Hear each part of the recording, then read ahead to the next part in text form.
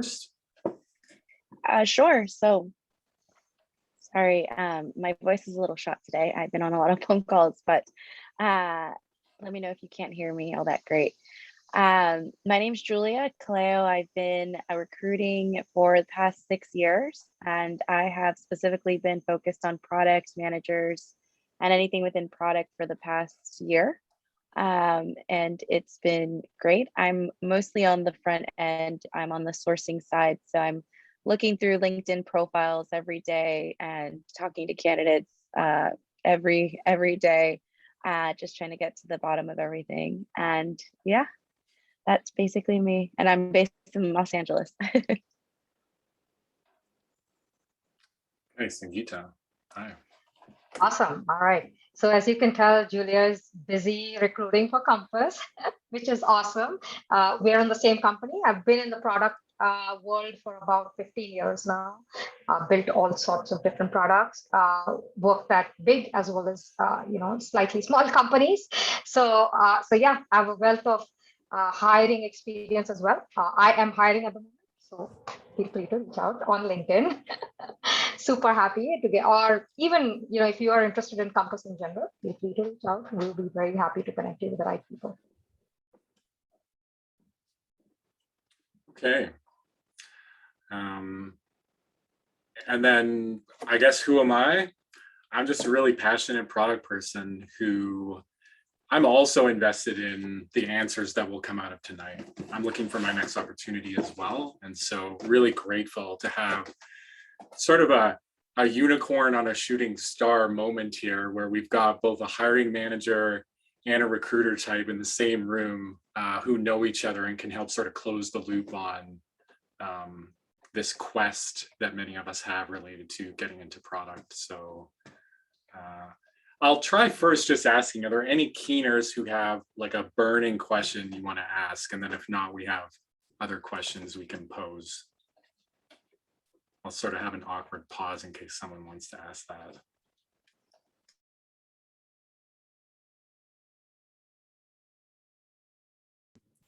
I have a question for Julia and Sangeeta. What is the best way? What do you like to? How do you like to be approached by somebody who is actively looking for a job?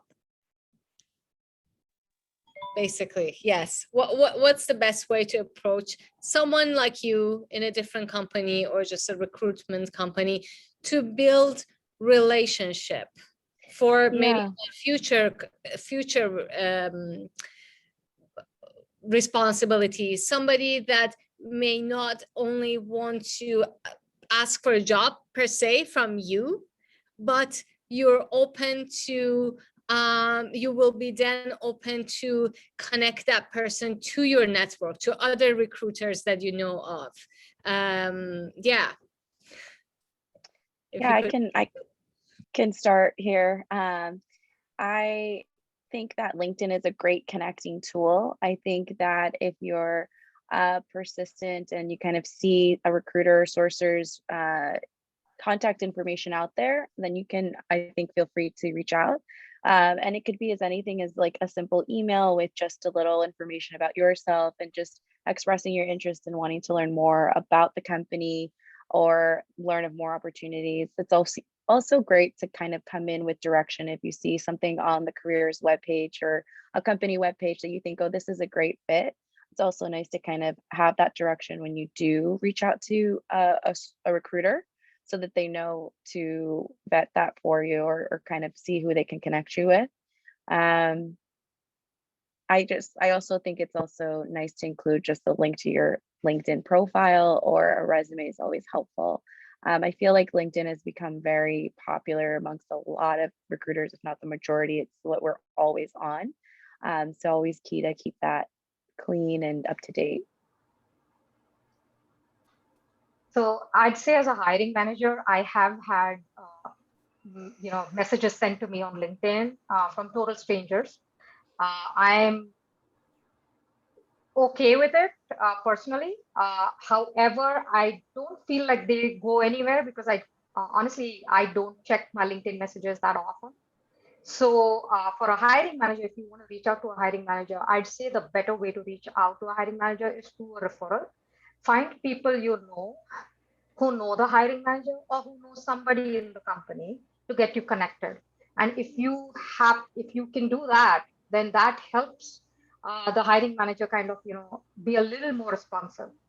But otherwise, I feel like totally cold message to a hiring manager, I feel will just go into the weeds and not result in a response that you'd like, right? Like, getting connected or even knowing more about the role, or even just like, knowing more about the company in general, right?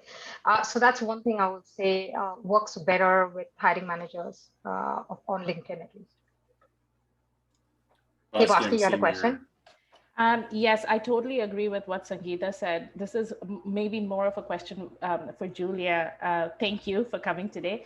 How do you stand out in your message? Because I'm assuming, Julia, that you probably receive like hundreds of messages every day, right? From wannabe people wanting to get that information. So what drives you? What is that trigger for you to respond to one message versus the other? Yeah, you know what?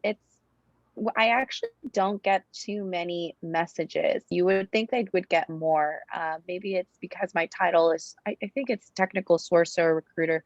But I think a genuine message is always great. Like as long as you're being honest and you're expressing interest, I always feel like I would respond. If I see a profile though that is a creative director or is like is something completely out of what I'm looking for, what I'm focused on, then I tend to think like, I don't think this person has viewed what I'm focused on. I don't think they know what I'm recruiting for. So I don't think we're going to be able to connect. But if your profile showcases your work or interest in product or something there, I think I would be more inclined to reach out and connect with that. But I don't get as many emails as you would think from people that are very interested. And yeah, I would say like a nice subject line with your name and interest, that'd be great. And is it too much to expect so that in the first message itself, people are asking for opening up your network? So I get a lot of those messages, and a lot of times I cannot respond that because I don't know you, stranger. How can I connect my entire network to you? I mean, that's a lot asking, right? So is there a different way of phrasing that? That's a great question because I am very protective of my network and I don't necessarily accept everybody, because if I see that you're in a different continent or something, I'm kind of a little just more hesitant, as I'd have to take a little bit more to see the connection or how they came across my profile. I think with those requests to connect, there's always like 300 characters or like 200 characters that you can say, put in like, my name is so and so. I'm interested in product opportunities, would love to just learn more about Compass, and just kind of leave it very general. So it's not like you're being too persistent or too aggressive. Yeah, absolutely. Thank you. Well, Bahare, thanks for warming up the room. Are you content with that thorough answer?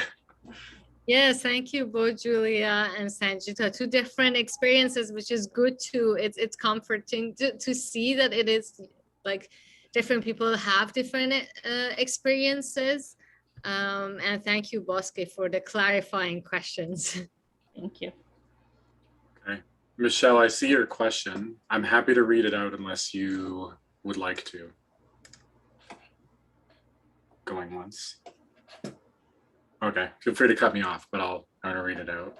I have a phone screen interview coming up for a PM position. Is this the right time to ask as much as you can about the company / role / responsibilities / interview process? Are there any tips and don't do's in this initial phone screen? Yeah, Sangeeta, do you want to take that or? I was curious. I'm going to ask a clarifying question. Is that phone screen with a recruiter or is that with a hiring manager? Because they are two different contexts and you need to know who you're interviewing with. And then I can answer this question for you. Michelle, I can't help you here. Thanks. Says it may be both. I'm not sure who I will be interviewing with. And part of why I'm reading this out is because the recording can't see the chat. So that's the other function. Okay, no worries about that. Okay, all right. So I will be answering part of the question, and then I think Julia can answer the other part. So I've been a hiring manager, and when I do initial phone screens, it's for two reasons. One is I want to kind of see what kind of a fit you are for the role that I'm hiring. So I want to make sure that I am checking off everything that I want to see in the candidate before I spend a lot of time of all the people who are going to be in the loop for the interview, as well as your time, because you may not also want to get hired into the role if you're not a fit, right? So that's one thing that I'm trying to do when I'm doing a phone screen. So a lot of that has to do with basic product kind of questions that I would ask in order to see what kind of experiences you've had, and whether your experiences match up with the skill set that I'm looking for in the candidate or the role that's open. So that's one piece of the puzzle for the phone interview. The other piece of the puzzle is also to do with more like culture fit.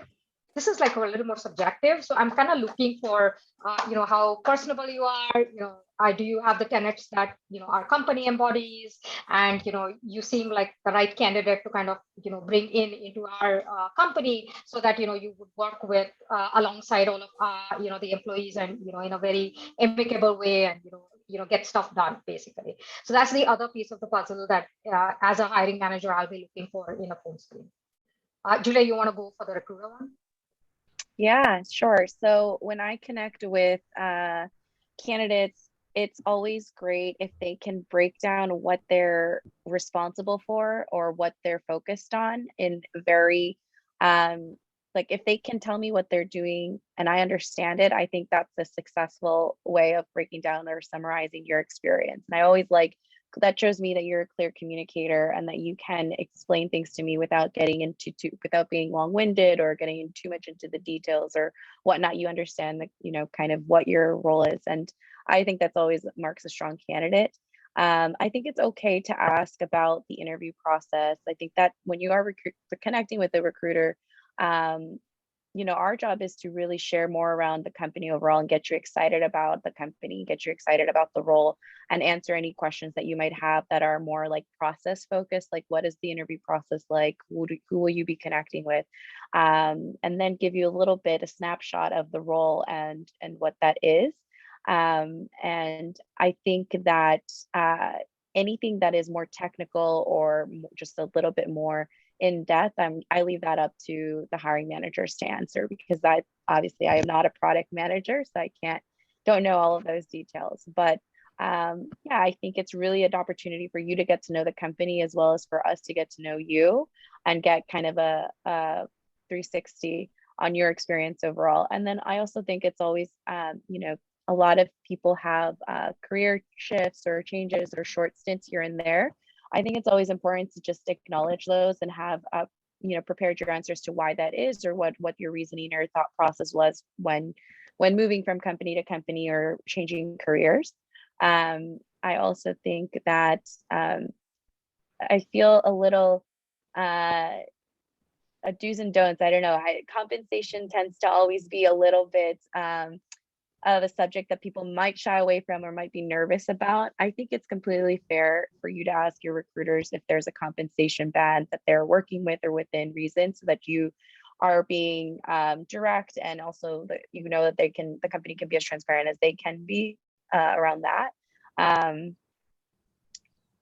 And I say that because I think it's fair, because I think that, you want to make sure you're not wasting your time either, and that you guys are on the same level before spending hours interviewing and doing so.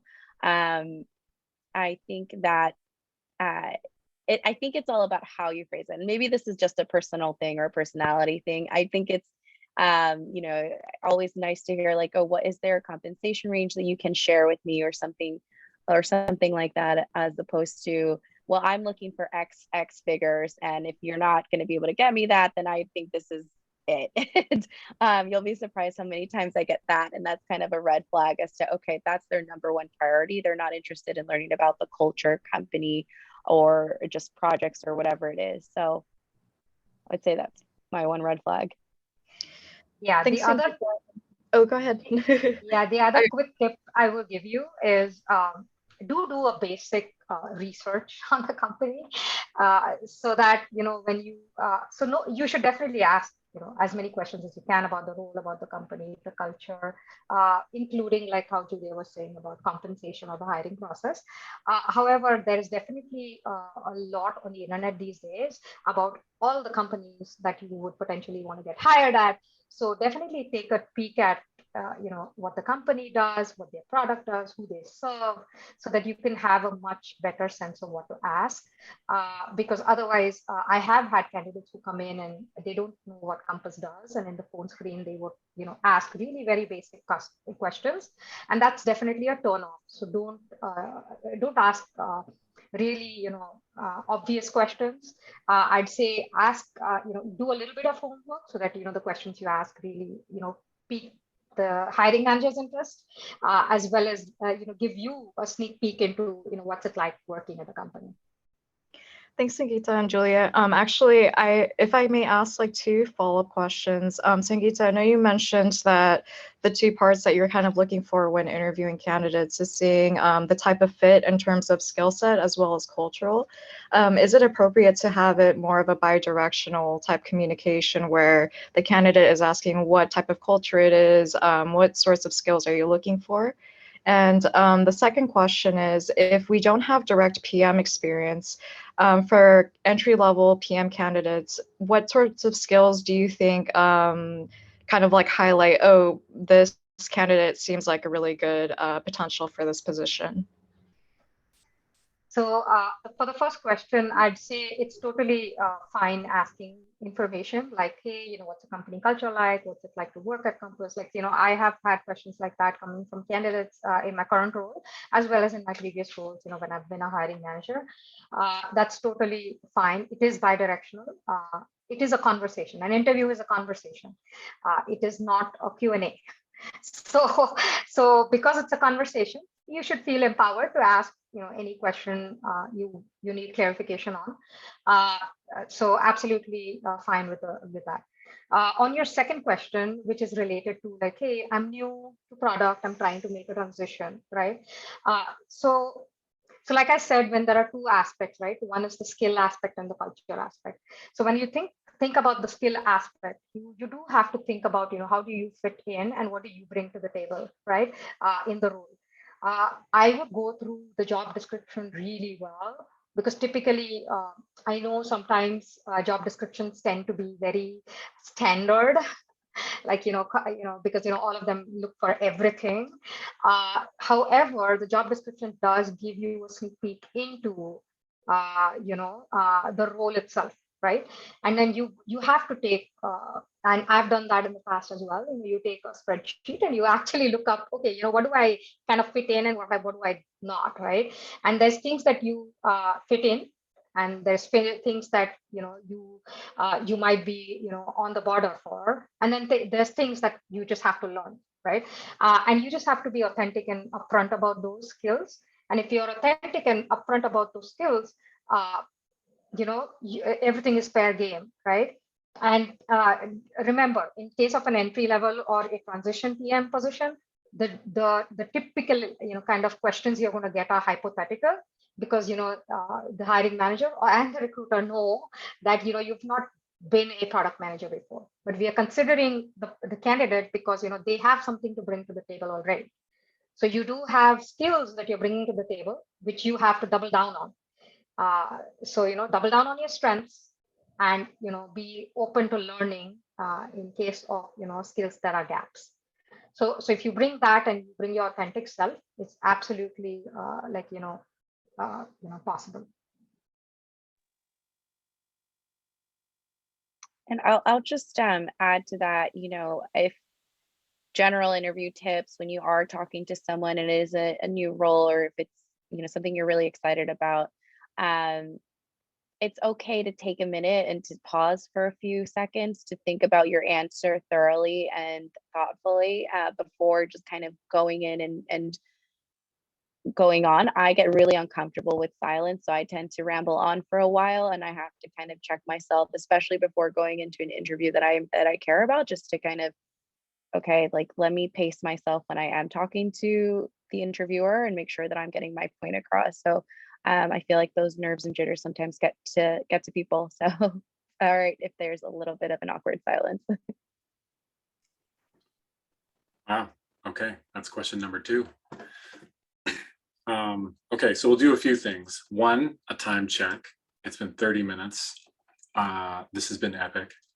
2, I have like 14 questions in my back pocket that I could ask. And I don't want to ask that if you chose to show up today and maybe like you're an introvert and you're going to wait for your moment. Like, we might have time for 2 more questions based on the current pace. So that's not a product question, but like, if you do want to ask something, you can raise a hand and ask it.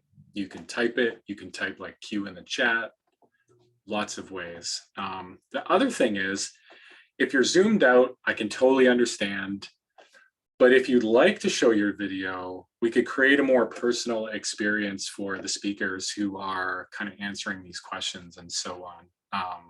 I won't put more pressure than that, but it's nice to see people sometimes. Beyond that, are there any other questions before I ask one that came in through a different channel before today? Well, awkward pause just in case.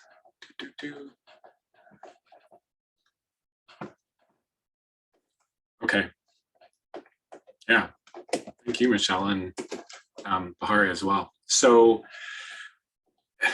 there was a response about short stints. Have a response ready for those short stints. And I think there was a discussion about short stints where you left, maybe you're a bit of a jumper, a bit of an opportunist. But what happens if that short stint was not of your choosing? What do you do at those moments in your history? That's the question. All right, Julia, you want to take it or should I? You can. Okay. All right. So things happen. People have, careers are marathon. They're not a sprint, right? Sometimes you take breaks.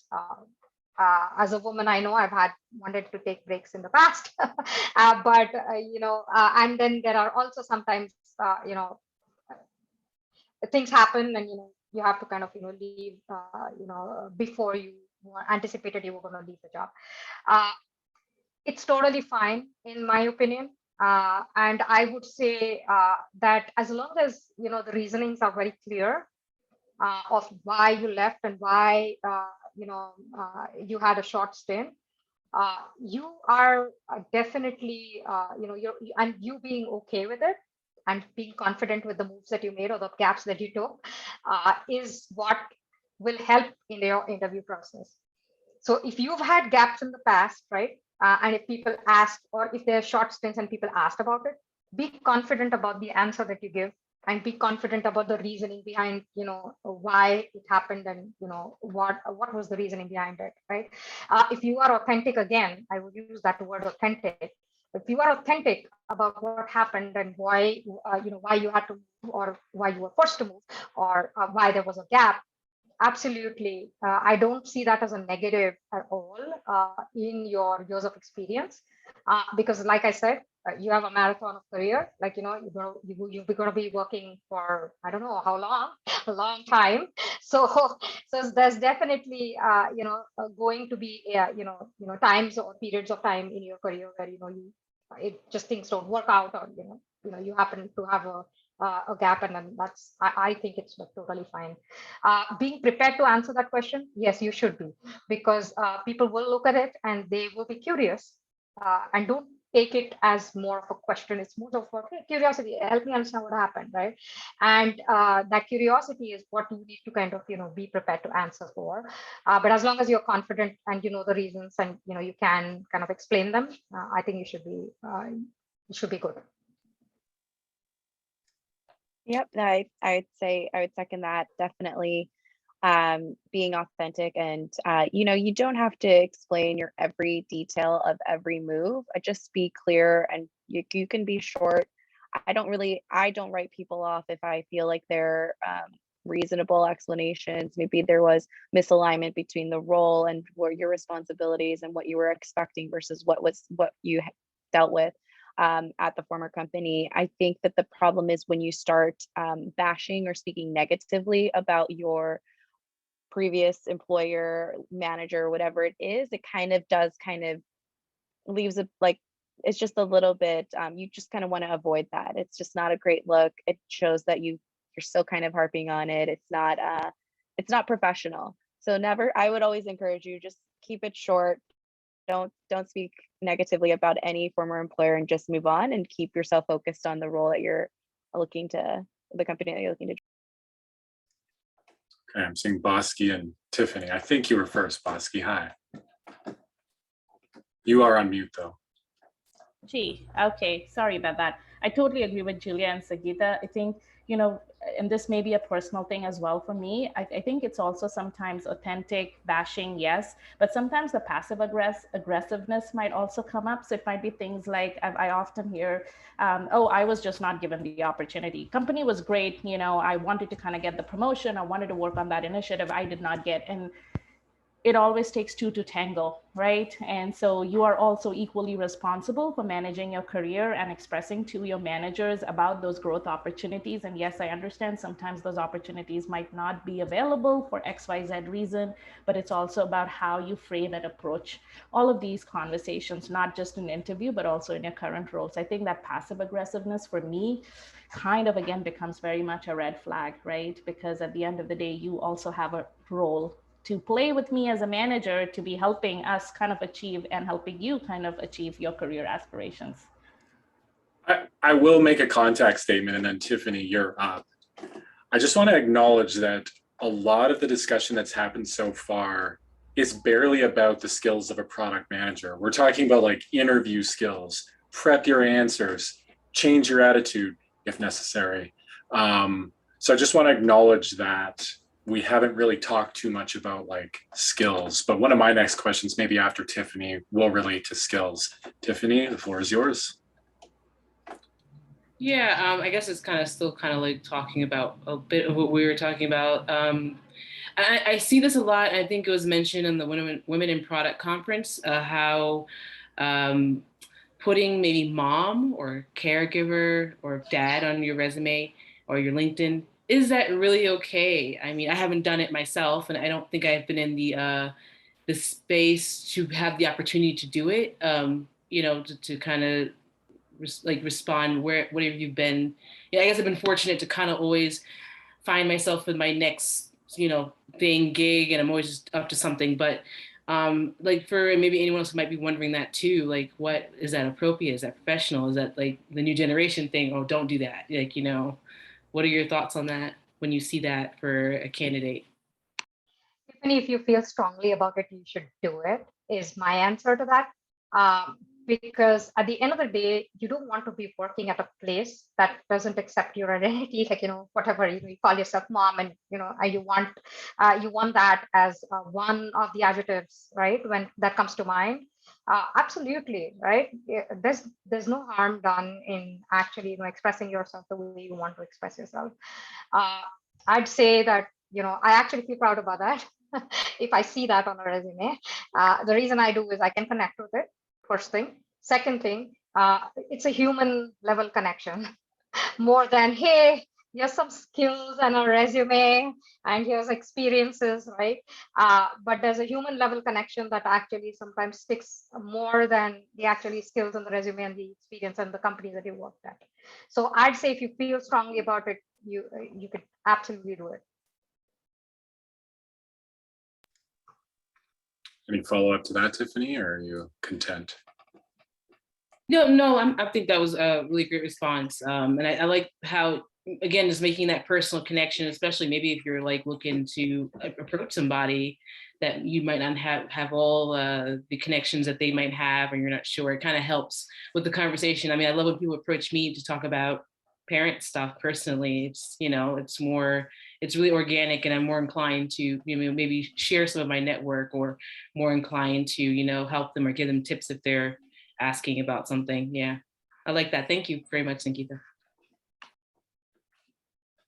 Okay, I'm going to try to ask another question here. So let us talk about skills. And let's relate it to aspiring product managers, those who don't have even one full-time permanent job on their resume to speak to the question, have you been a product manager before? Let's just recognize those people are out there. What kinds of skills should those people mention on their resume to stand out? Or what have you seen that stood out on resumes? And this person's using the term CV. What really stands out in those contexts? I can start. I feel like I look at a lot of resumes every day. I think it is definitely talking about maybe products or projects that you've touched or supported or worked on, or kind of in some capacity have contributed to, even if it's not as a senior product manager, but maybe like research or something, working up to it. I know that some people take a lot of or get certified or have certifications, or are kind of adding to their tool set by taking courses or just attending these workshops or anything like that. It's always okay to include that in resumes and kind of add them towards the educational part of it or the certificates part of it. I think great resumes are just clear and kind of bullet point your skill sets as they pertain to product. A lot of it is about organization and owning processes from start to finish and kind of seeing things through. I would say like those are kind of the resumes that would stick out. I don't know if you can add any other skill sets, Sangeeta, that would stick out. Yeah, so I think to add to what like Julia just said, right? Think about it this way, right? What do product managers do today, right? They solve problems, they communicate, they keep everybody informed. They understand how users use their products or customers use their products. And these are very, very, these are skills that can have, you can potentially gain in a lot of different experiences that you've had. Like say, for example, I have had the opportunity to work with phenomenal product analysts and business analysts who actually, basically talk on behalf of the customer, understand how customers use our product, and really understand that what should be done in the product, which is actually the product manager's job to define the what and the why. So they do understand the data so well that they bring the data, they come in from the data tentacle, but really understand, okay, what I should go build in order to attract the customers, right? So you can have, this was just one example, but I've seen a lot of different transitions that happen from experienced product marketing managers, data analysts, a product analyst, and all of these tentacles can lead into product because you've worked in some piece of the product experience or that sort of is still related in this whole creation of product and adoption of product and, being in front of the customer. So that's one aspect of my answer I would give. The second aspect of it is, say, you're starting fresh, you haven't had experience in the field at all, even in a very, functionally adjacent role, then I think, you have to build your experience based on, education. And that education can come from two places. One is PMDojo is a classic example. You can kind of do that where, you can, join a accelerator kind of program that PMDojo does, which is like, gives you 10 to 12 weeks to actually develop a product, go through from concept all the way to launch, right? And understand everything that there is to understand about product management. That once you've launched it goes on your resume, and that's going to be your first product that you kind of launch, right? So that's definitely one aspect of it that you can kind of do in terms of education. And then there are also all these other aspects of it, whether it is through giving certifications, getting just reading about product, staying up to date about products that are in the industry that you're focused in and things like that. That kind of are the educational opportunities that get. Okay, well, that's a full answer. And at the end, you alluded to one of my next questions, which was around certifications and boot camps and whether those are useful. Particularly useful in getting like an interview or in standing out for the cost and the time. Can you just emphasize whether that's the case? So I think there might be two different facets of this. I'll tell you why. And I think Julia can, answer to the facet of, hey, if you represent a certification on a resume, does it stand out or not? That's potentially, I think, something Julia can answer. What I would say, though, is I always, certification is great. But when you do anything hands-on, that trumps certification. So I'd say if you get an opportunity to do something hands-on and actually experience, launch a product, be part of a product being launched, right, in any capacity, that I feel is a much better, skill than, hey, I got certified in product management from a university or from a, online school. I, actually, got myself certified. So I feel like that is still, there's a difference between doing it in the books and actually doing it, and actually doing, there's nothing like actually doing it, right? So I feel like that sort of trumps the certification. But from a resume picking standpoint, I think Julia might have a better answer. Yeah, I know that was a great answer. I think you're right. I think that, wherever you are in whichever capacity or role you are in your company currently, or whatever you're doing, I think there's always opportunity to be proactive and take initiative and kind of see where you can get your hands on some of that product experience or kind of support, or even networking with product managers in your org or in your just social circle, whatever it is, just so you're learning more and can actually speak to that or learn from that. And then I kind of just applying that again, if you can find a way to weave it into your current role, that's even better. And then adding those bullet points to your resume, it's always great if it can happen like that organically.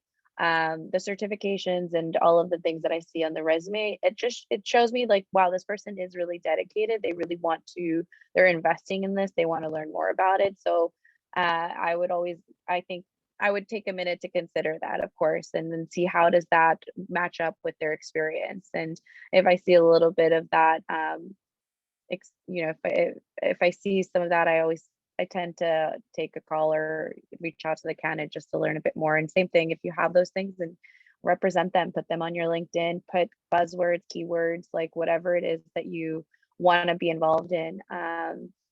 Or want to work on or have to do with product. I think it's always great. I mean, we're doing Boolean searches on LinkedIn every day. We're kind of looking at certain keywords that we want to see pop up, and those are only going to come up if they're on your LinkedIn profile. Okay, and then the point 3 of this on the other extreme is people who are ex-founders or ex-entrepreneurs. How does that sit on a resume when it comes to PM roles?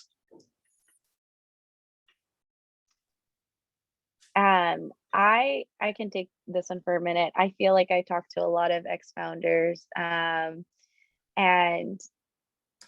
it always amazes me how they really have to own so many parts of their own business, and they really have to touch marketing, products, finance, like everything. And so they're kind of like these just wealth of just hands-on experience, which I think can be really, really applicable to the roles sometimes. But I think that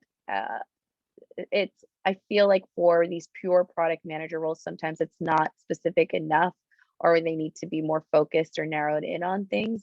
And that might, sometimes it's not always successful, or they might not always go far in the interview process. I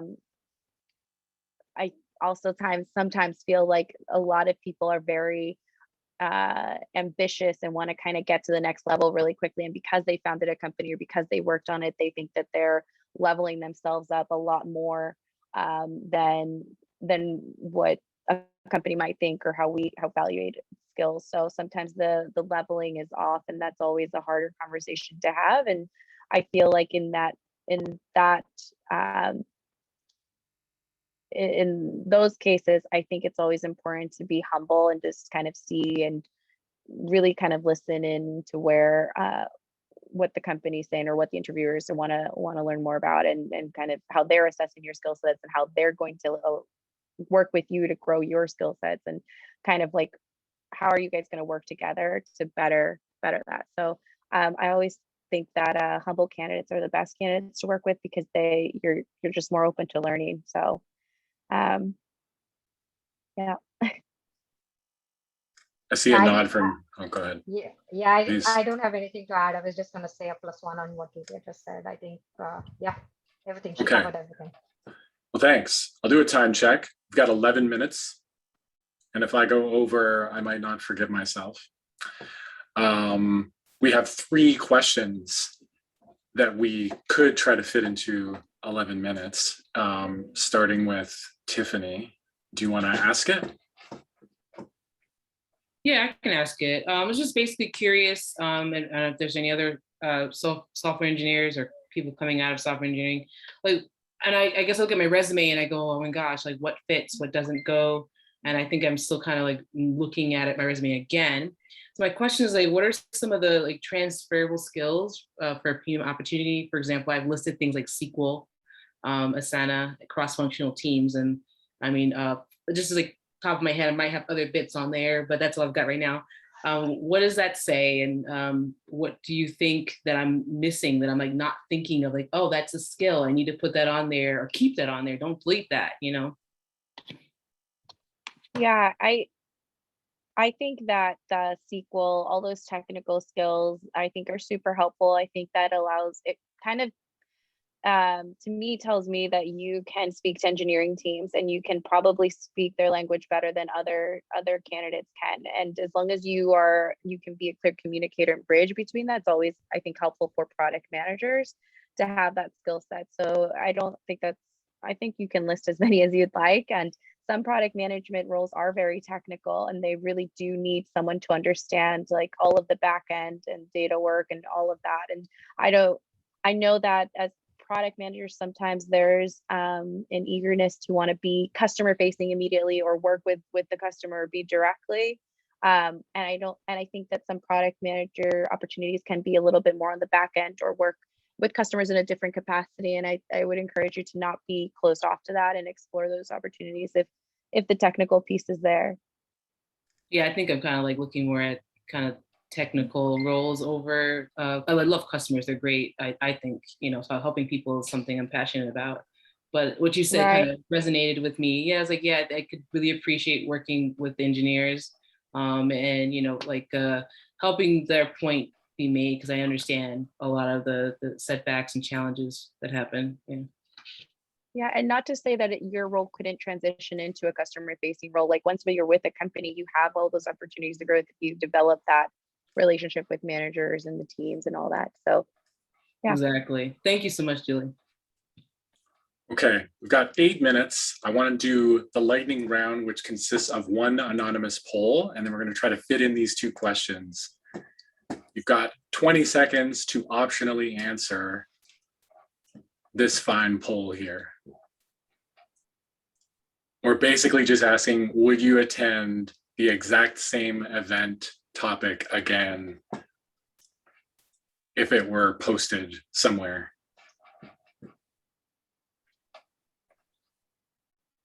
Okay, well, that was 25 seconds, so I have to end this. Okay, amazing, thank you. Okay, Tiffany, did you want to ask your question? I already did. Oh, I'm sorry, Michelle. Sure. So as a recruiter, what type of buzz keywords do you usually look for?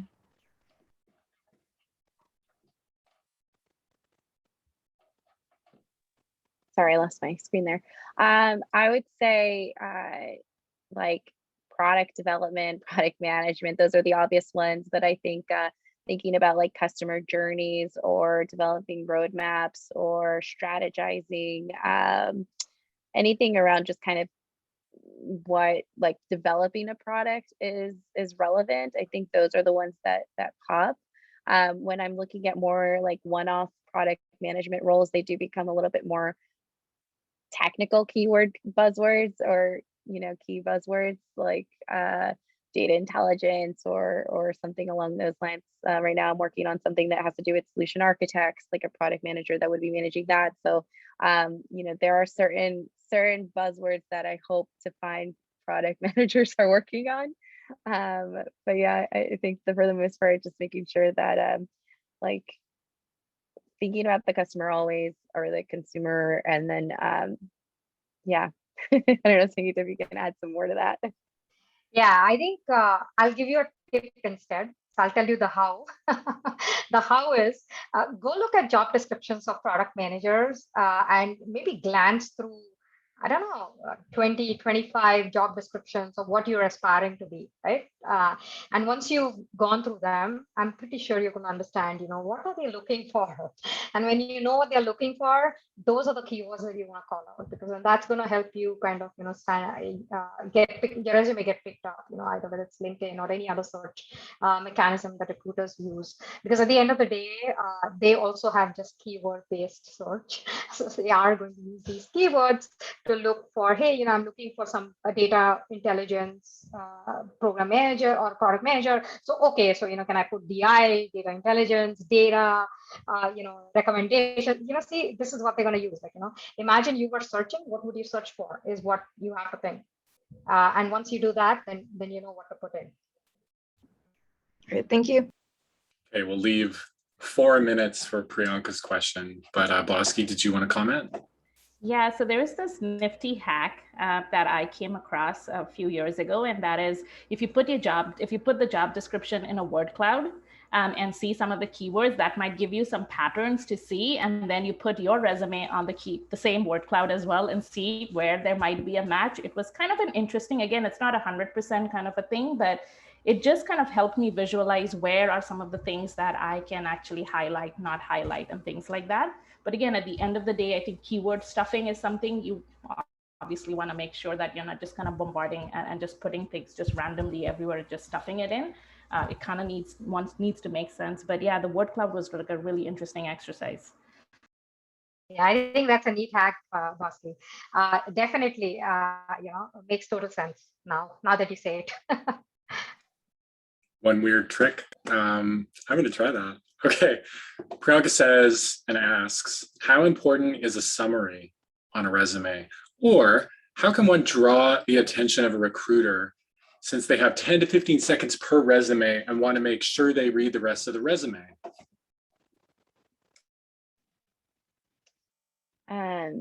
That's a great question. I love a clean resume. I do. I love like a resume that is easy to read. The font's not too small. You're not like squeezing all of the information into, this one page. It's okay to be 2 pages. Like that's all right. I think that summaries are helpful if they're relevant, if they're like relevant to the role that you're interested in. I think that more generalized summaries kind of don't really add anything or tell me too much.